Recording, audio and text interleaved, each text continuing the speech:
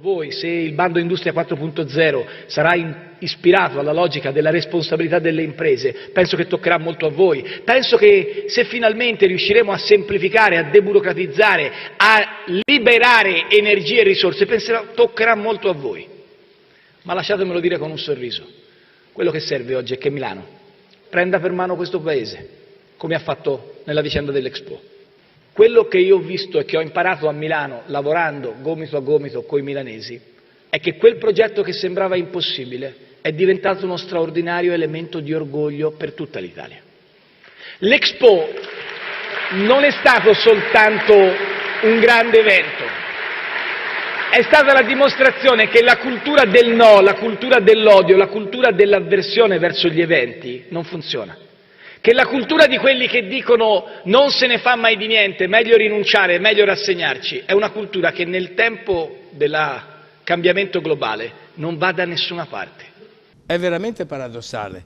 Il referendum voluto dal PD di Renzi spacca il PD di Renzi. Ormai il PD non esiste più, esistono 2 o 3 anime all'interno di quel partito, una parte forse maggioritaria vota sì al referendum, un'altra parte minoritaria, ma non molto minoritaria, vota no. Le ragioni del sì derivano da un'innovazione nel sistema istituzionale del Paese che è inceppato. Dopodiché bisogna evitare che questo referendum diventi un surrettizio congresso del PD e che il no diventi una sorta di armata Brancaleone di tutti i conservatori e refrattari di estrema destra e di estrema sinistra.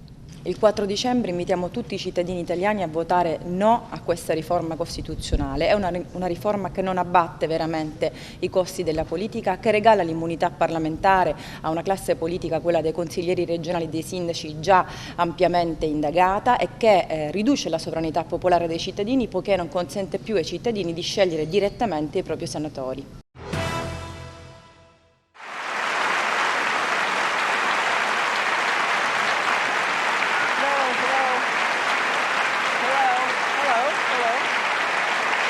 We have seen him insult women. We've seen him rate women on their appearance, ranking them from 1 to 10. We've seen him embarrass women on TV and on Twitter.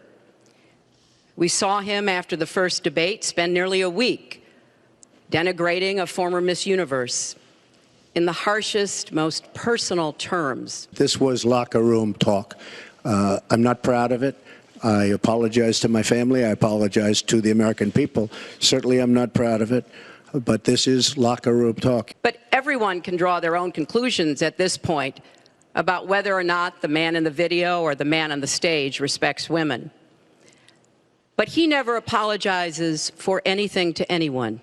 Don't tell me about words. I apologize for those words. But it is things that people say. But what President Clinton did, he was impeached, he lost his license to practice law, he had to pay an $850,000 fine to one of the women, Paula Jones, who's also here tonight. And I will tell you that when Hillary brings up a point like that, and she talks about words that I said 11 years ago, I think it's disgraceful, and I think she should be ashamed of herself, if you want to know the truth. It's just awfully good that someone with the temperament of Donald Trump is not in charge of the law in our country. Yeah, because you'd be in jail. Secretary Clinton.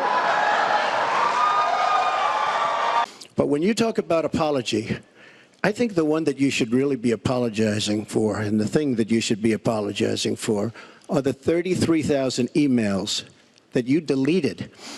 I made a mistake using a private email. That's for sure. And if I had to do it over again, I would obviously do it differently. But I want to emphasize that what is at stake here is the ambitions and the aggressiveness of Russia. Russia has decided that it's all in Syria. And they've also decided who they want to see become president of the United States, too, and it's not me. And that concludes 90 minutes of a feisty presidential debate. Donald Trump and Hillary Clinton shaking hands. Your headlines out of tonight.